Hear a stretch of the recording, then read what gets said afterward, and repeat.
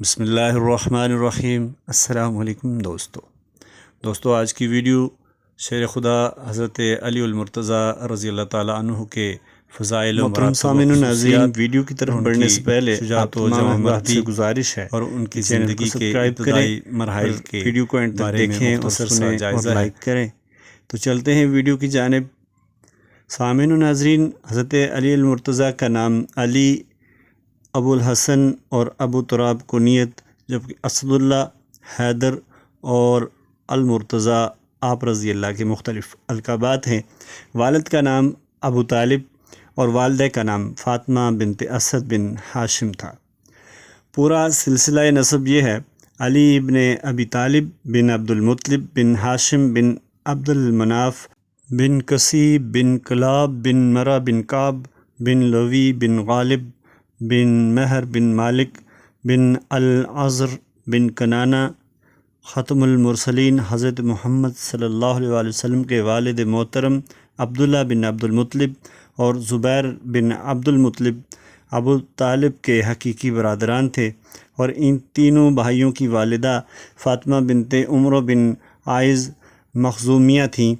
حضرت علی المرتضیٰ کی والدہ پہلی ہاشمی خاتون تھی جن کی شادی ہاشمی بزرگ سے ہوئی۔ یوں ان کے بطن سے نجیب الطرفین ہاشمی متولد ہوئے۔ آپ مشرف با اسلام ہوئیں اور ہجرت کا شرف بھی حاصل کیا۔ اس نیک دل خاتون نے آپ صلی اللہ علیہ وآلہ وسلم کی پرورش میں بڑھ چڑھ کر یوں حصہ لیا اور اس طرح پرورش کی کہ کوئی اپنے بچوں کی بھی کیا کرے گا۔ سرور کائنات صلی اللہ علیہ وآلہ وسلم اور ابو طالب کے ساتھ اس ہاشمی خاتون کو بھی شعب ابی طالب میں معاشرے کی مصیبت سے دوچار ہونا پڑا، مگر بھتیجے کی حمایت میں تکلیف اٹھانے کی بنا پر ان کے ماتھے پہ معمولی سا شکن یا دل کے کسی گوشے میں ذرا سا میل تک نہ آیا، بلکہ بڑے صبر و استقلال سے بھوک اور پیاس کی مصیبتیں برداشت کرتی رہیں۔ خاتم الانبیاء صلی اللہ علیہ وآلہ وسلم تمام عمر اپنی اس محسنہ کے احسانات کے متعارف رہے، اور جب 4 ہجری میں فاطمہ بنت اسد کا انتقال ہوا تو آپ صلی اللہ علیہ وآلہ وسلم کو اس واقعے کا بہت دکھ ہوا۔ نماز جنازہ آپ صلی اللہ علیہ وآلہ وسلم نے خود پڑھائی اور اپنے کرتا مبارک ان کے جسم پر ڈالا، اور قبر میں اتارنے سے پہلے اس قبر میں خود اترے اور اس میں لیٹ کر قبر کو متبرک کیا اور ان کے لیے دعائے مغفرت فرمائی۔ حضرت علی المرتضیٰ کی تاریخ ولادت کے بارے میں مختلف اقوال ہیں۔ ابن حجر عسقلانی کے مطابق آپ رضی اللہ کی ولادت سرور کائنات صلی اللہ علیہ وآلہ وسلم کی بعثت سے 10 سال قبل ہوئی۔ بعض سیرت نگاروں کے مطابق حضرت محمد صلی اللہ علیہ وآلہ وسلم کی ولادت کے 30 سال بعد حضرت علی المرتضیٰ رضی اللہ تعالیٰ عنہ پیدا ہوئے۔ بعض اقوال کے مطابق حضرت علی المرتضیٰ کی ولادت مکہ مکرمہ میں ہوئی، عام الفیل تقریباً 600 عیسوی میں۔ متعدد اقوال سے اختلاف کے پیش نظر آپ رضی اللہ کے سن ولادت کے متعلق کوئی صحیح فیصلہ نہیں دیا جا سکتا۔ حضرت علی المرتضیٰ بچے ہی تھے کہ مکہ میں خوفناک قحط پڑ گیا۔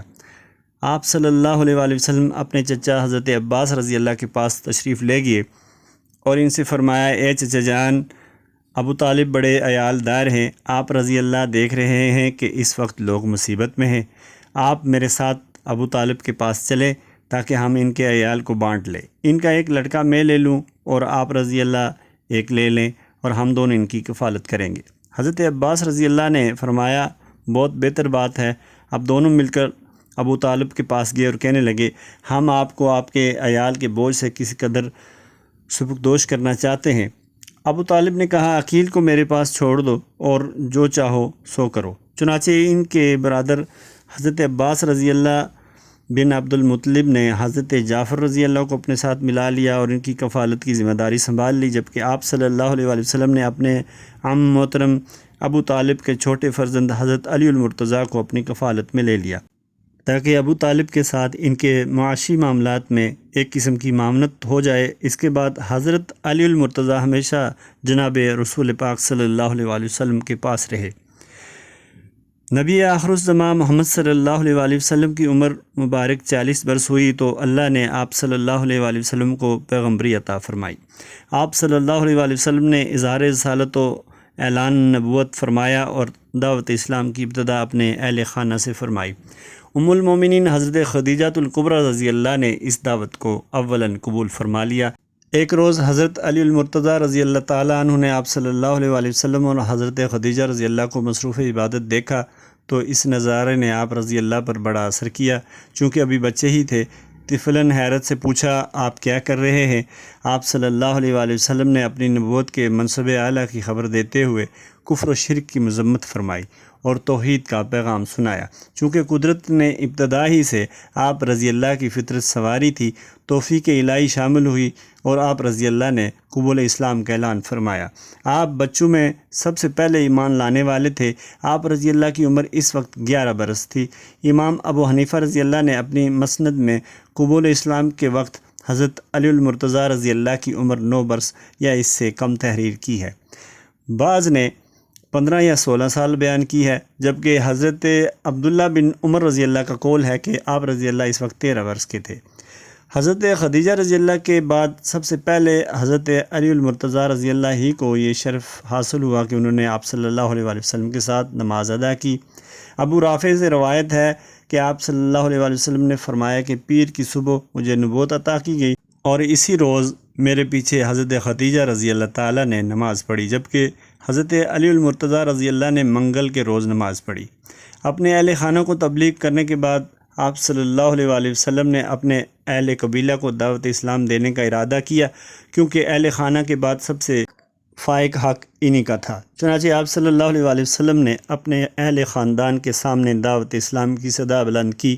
قریباً 40 اقربا موجود تھے۔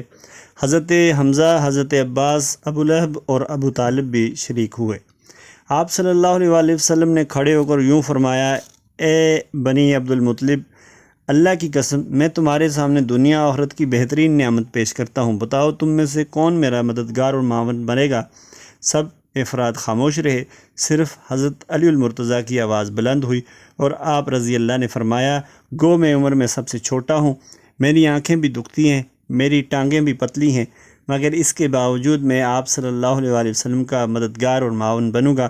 آپ صلی اللہ علیہ وآلہ وسلم نے فرمایا، اچھا تم بیٹھ جاؤ۔ پھر دوبارہ ان افراد سے یہی سوال کیا، لیکن کسی نے جواب نہ دیا۔ حضرت علی المرتضیٰ رضی اللہ دوبارہ اٹھے، مگر آپ صلی اللہ علیہ وآلہ وسلم نے انہیں پھر بٹھا دیا، یہاں تک کہ جب تیسری مرتبہ بھی کسی نے آپ صلی اللہ علیہ وآلہ وسلم کو جواب نہ دیا تو حضرت علی المرتضیٰ رضی اللہ پھر اٹھے اور جاں بازی کے انداز میں پھر وہی الفاظ کہے جو پہلے کہے تھے۔ تب سرور کائنات صلی اللہ علیہ وآلہ وسلم نے فرمایا، بیٹھ جا، تو میرا بھائی اور میرا وارث ہے۔ حضور اقدس صلی اللہ علیہ وآلہ وسلم نے ان کی تربیت و تعدیت فرمائی اور ان کو بیش بہائی نماز سے نوازا اور ان کی تعلیم کا خوب انتظام فرمایا۔ چنانچہ حضرت علی رضی اللہ تعالیٰ عنہ اخلاق نبوی سے متصف اور صفات نبوی صلی اللہ علیہ وآلہ وسلم سے موصوف ہوئے۔ حضرت علی رضی اللہ تعالیٰ عنہ نے دین کی تعلیم خود حضور اکرم صلی اللہ علیہ وآلہ وسلم سے حاصل کی۔ آپ رضی اللہ تعالیٰ عنہ نیک فطرت، سلیم الطبع اور تقدیر الہی پر راضی ہونے والے تھے۔ اللہ تعالیٰ نے آپ رضی اللہ تعالیٰ عنہ کو خوب عزتوں سے نوازا اور آپ رضی اللہ تعالیٰ عنہ کا ذکر خیر لوگوں میں عام کیا۔ آپ رضی اللہ تعالیٰ عنہ نے کبھی کسی بت یا مورتی کو سجدہ نہیں کیا، نہ ہی شیطانی راہ کی پیروی کرتے ہوئے بت پرستی کی اور نہ ہی ان کے لیے نظر و نیاز پیش کی اور نہ بتوں کے سامنے کبھی التجا کی اور نہ ہی ان بتوں کے لیے جانور ذبح کیے۔ آپ رضی اللہ تعالیٰ عنہ نے نہ کسی حجر کو چھوا اور نہ ہی کسی شجر کا طواف کیا۔ حضرت علی رضی اللہ تعالیٰ عنہ خوبرو اور جاذب نظر شخصیت کے مالک تھے۔ آپ رضی اللہ تعالیٰ عنہ نہ زیادہ دراز قد تھے اور نہ ہی قد چھوٹا تھا۔ آپ قوی اور طاقتور تھے، داڑھی مبارک گھنی اور چہرہ حسین اور بشاشت لیے ہوئے تھا۔ آپ رضی اللہ تعالیٰ عنہ کا جسم ماہل بافربی تھا، آنکھیں بڑی تھیں، مونڈے چوڑے اور ہاتھ کھردرے تھے، سر پر بال کم تھے، بڑے منکسر المزاج تھے، ایسا معلوم ہوتا تھا جیسے کوئی مفلس ہیں۔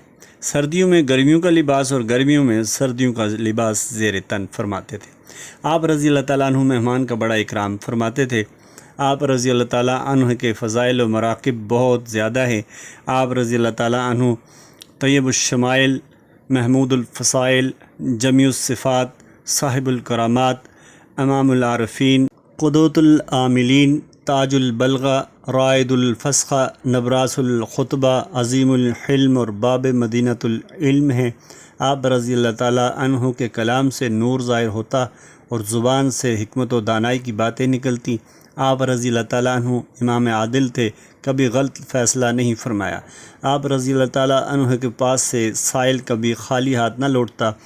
مکہ مکرمہ میں مقیم ہوئے تاکہ امانت داروں کو ان کی امانتیں لوٹائیں، پھر دور دراز سفر کے لیے رات کے وقت خفیہ طور پر ہجرت فرمائی۔ آپ رضی اللہ تعالیٰ عنہ انتہائی طاقتور، انتہائی بہادر اور بے مثال شہ سوار تھے۔ ہر جابر و ظالم شخص کی کمر توڑنے والے تھے۔ جس سے بھی مقابلہ ہوا اس پر غالب آئے، اور جس کو بھی آپ رضی اللہ تعالیٰ عنہ نے للکارا اس کو قتل کیا۔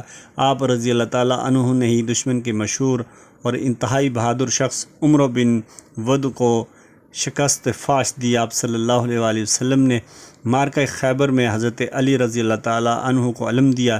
آپ رضی اللہ تعالیٰ عنہ نے ہی جابر و سرکش یہودی مرہب کو واصل جہنم کیا۔ آپ رضی اللہ تعالیٰ عنہ کے ہاتھ پر بہت سی اسلامی فتوحات ہوئیں۔ آپ رضی اللہ تعالیٰ عنہ کو جنگ کے میدانوں میں دشمنوں پر غالب آنے اور تابڑ توڑ حملے کرتے ہوئے دیکھا جاتا تھا۔ دشمن آپ رضی اللہ تعالیٰ عنہ کے حملے سے فرار کی راہ ڈھونڈتے تھے۔ آپ رضی اللہ تعالیٰ عنہ اتنے خوددار اور غیور تھے کہ قتل کا سامان حرب سلب نہیں کرتے، بلکہ ان کے بیش بہا قیمتی چیزوں کی طرف نگاہ بھی نہیں اٹھاتے تھے۔ نیز آپ رضی اللہ تعالیٰ عنہ کسی مصیبت زدہ یا زخمی انسان کا کام تمام نہیں کرتے تھے، ان کو برا خیال کرتے تھے، کسی کی آبرو ریزی نہیں کرتے تھے، کسی کا راز افشا نہیں کرتے تھے۔ تمام غزوات میں برسر پیکار رہے، اللہ کی راہ میں جہاد کرتے رہے۔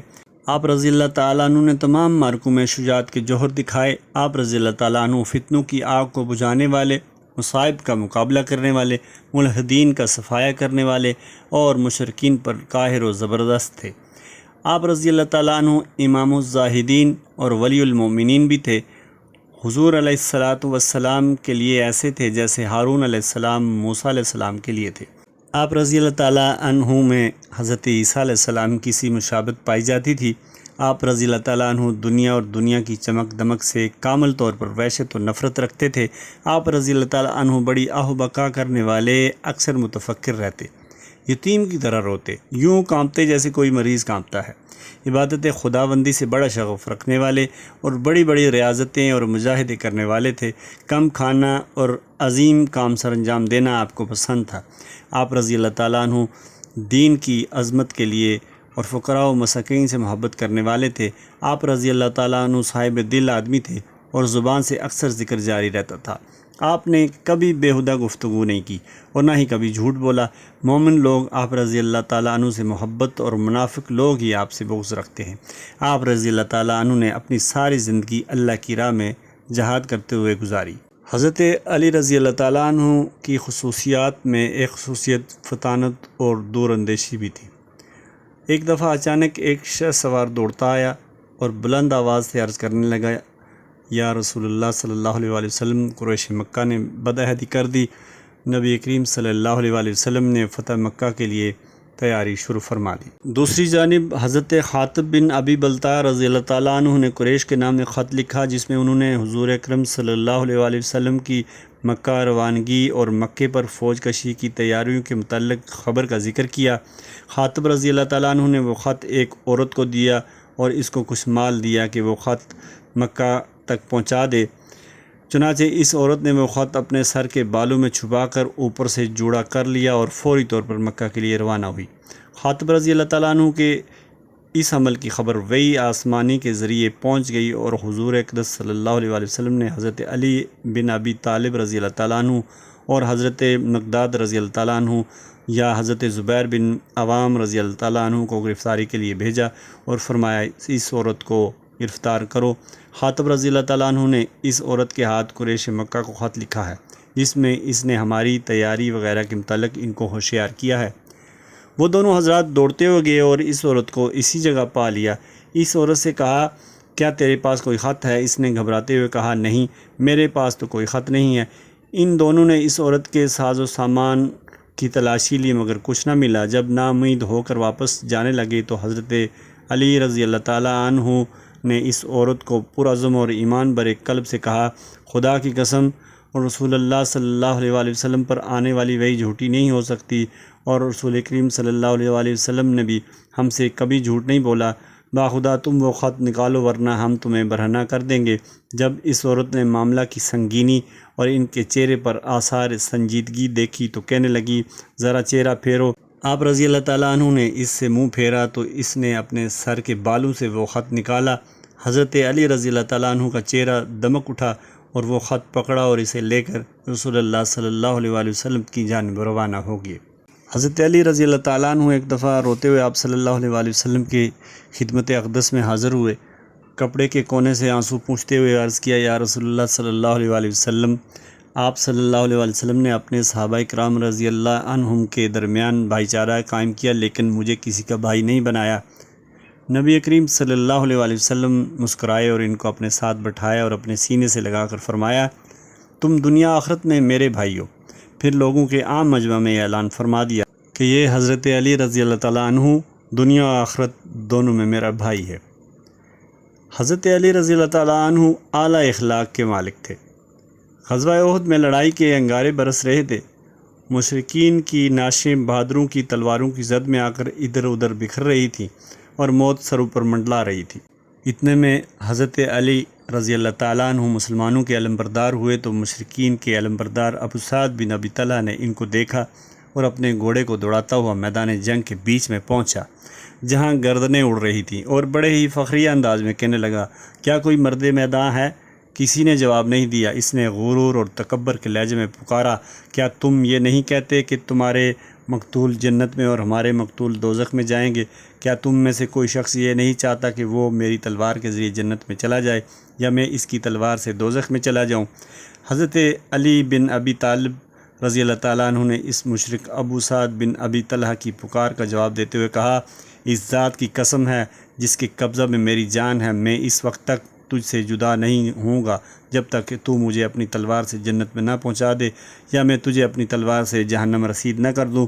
دونوں میدان کارزار میں نکلے، دونوں کا مقابلہ ہوا، دونوں نے اپنے اپنے وار کیے، مگر حضرت علی رضی اللہ تعالیٰ عنہ نے تلوار کی ایک ضرب لگائی اور اس کی ٹانگ کاٹ دی اور وہ زمین پر گر پڑا اور ابو سعد برہنہ ہو گیا۔ پھر وہ ملتجی ہوا، اے ابن عم، میں تجھے خدا کی قسم دے کر کہتا ہوں، تجھ سے رحم کی درخواست کرتا ہوں۔ حضرت علی رضی اللہ تعالیٰ عنہ نے اس کو چھوڑ دیا۔ حضور اکرم صلی اللہ علیہ وآلہ وسلم نے اللہ اکبر کہا۔ حضرت علی رضی اللہ تعالیٰ عنہ کے ساتھیوں نے پوچھا، بھلا آپ رضی اللہ تعالیٰ عنہ نے اس کو کیوں چھوڑ دیا؟ اس کا کام ہی تمام کر دیتے۔ حضرت علی رضی اللہ تعالیٰ عنہ نے ان کو جواب دیا کہ میرے سامنے اس کا ستر کھل گیا تھا اور اس نے مجھ سے رحم کی اپیل بھی کی تھی۔ حضرت علی رضی اللہ تعالیٰ عنہ بہت ہی بہادر اور جواں مرد تھے۔ تلواروں اور نیزوں کی جھنکار میں ایک شہ سوار بہادر آدمی عمرو بن عبدود نے اپنے گھوڑے کی پشت سے چھلانگ لگائی، اسلحے سے لیس اور ہتھیار بند ہو کر غرور و تکبر کے لہجے میں اپنی تلوار کو لہراتے ہوئے اور ہلاتے ہوئے کہنے لگا، ہے کوئی مرد میدان جو میرے مقابلے پر آئے؟ کسی صحابی نے اس کی للکار کا جواب نہیں دیا، سب پر ہی خاموشی طاری ہو رہی تھی۔ بھلا عمرو بن عبدود جیسے شہ سوار کے مقابلے کے لیے کون میدان میں آنے کی جرت کر سکتا تھا؟ وہ تو اپنے ایک وار سے دسیوں کا کام تمام کرنے والا تھا۔ ایک نوجوان کی آواز آئی جس نے اس خاموشی کو توڑا، جو اپنے شباب پر پہنچا ہوا تھا اور ایمان اس کی رگ رگ میں سرایت کر چکا تھا، اور جس کا دل محبت نبوی صلی اللہ علیہ وآلہ وسلم سے لبریز تھا۔ وہ علی بن ابی طالب رضی اللہ تعالیٰ عنہ تھے۔ انہوں نے عمرو بن عبدود کی للکار کا جواب دیا۔ حضرت علی رضی اللہ تعالیٰ عنہ رسول اللہ صلی اللہ علیہ وآلہ وسلم کی خدمت میں حاضر ہوئے اور عرض کیا، یا رسول اللہ صلی اللہ علیہ وآلہ وسلم، میں اس کا مقابلہ کروں گا۔ نبی کریم صلی اللہ علیہ وآلہ وسلم نے شفقت بری نگاہوں سے ان کی جوانی کو دیکھا اور فرمایا کہ بیٹھ جاؤ، جانتے ہو وہ عمرو ہے۔ آپ رضی اللہ تعالیٰ عنہ بیٹھ گئے، لیکن عمرو نے دوبارہ مقابلہ کی دعوت دیتے ہوئے کہا، کوئی مرد میدان ہے جو میرے سامنے آئے؟ کہاں ہے تمہاری جنت جس کے متعلق تمہارا گمان ہے کہ جو تم میں سے قتل ہوتا ہے وہ اس جنت میں جاتا ہے؟ کیا تم میرے مقابلہ میں کوئی آدمی نہیں بھیجو گے؟ کیا تم جنت کے خواہشمند نہیں ہو؟ حضرت علی رضی اللہ تعالیٰ عنہ دوبارہ اٹھے اور آپ صلی اللہ علیہ وسلم سے عرض کیا، یا رسول اللہ، میں اس کے مقابلے کے لیے نکلتا ہوں۔ نبی کریم صلی اللہ علیہ وآلہ وسلم نے رضن فرمایا بیٹھ جاؤ، جانتے ہو وہ عمرو ہے۔ حضرت علی کرم اللہ وجہ بیٹھ گئے، لیکن عمرو کا استہزاء بڑھتا گیا اور وہ اکیلا مارکہ کارزار میں اترانے لگا اور یہ شعر پڑھنے لگا: ان سب کو پکار پکار کر میرا گلا بیٹھ گیا ہے، کوئی جو مقابلہ میں آئے۔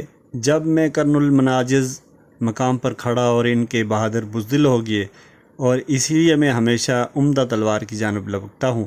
شجاعت اور بہادری جوان مردوں میں ہوتی ہے اور میری بہترین خصلت ہے۔ جب عمرو بن عبدود نے دلوں کو دہلانے والے کلمات کہے تو حضرت علی رضی اللہ تعالیٰ عنہ بجلی بن کر گرے۔ حضرت علی کرم اللہ وجہ کا پیمانہ صبر لبریز ہو گیا۔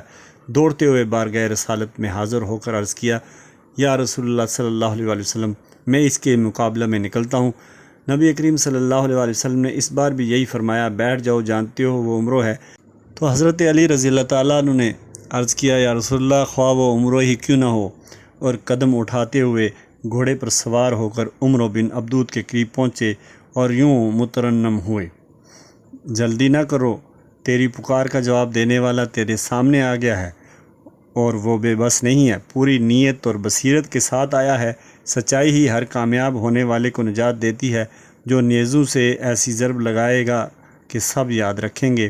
پھر حضرت علی بن ابی طالب کرم اللہ وجہ عمرو کے گھوڑے کے پاس پہنچے اور عمرو کی آنکھوں میں آنکھیں ڈالی۔ عمرو نے حضرت علی رضی اللہ تعالیٰ عنہ کی طرف دیکھا اور دہشت زدہ ہو کر پوچھا: اے نوجوان، تو کون ہے؟ حضرت علی رضی اللہ تعالیٰ عنہ نے فرمایا: میں علی بن ابی طالب ہوں۔ عمرو نے کہا: اے بھتیجے، تمہارے بڑے کہاں ہیں جو عمر میں تجھ سے بڑے ہوں؟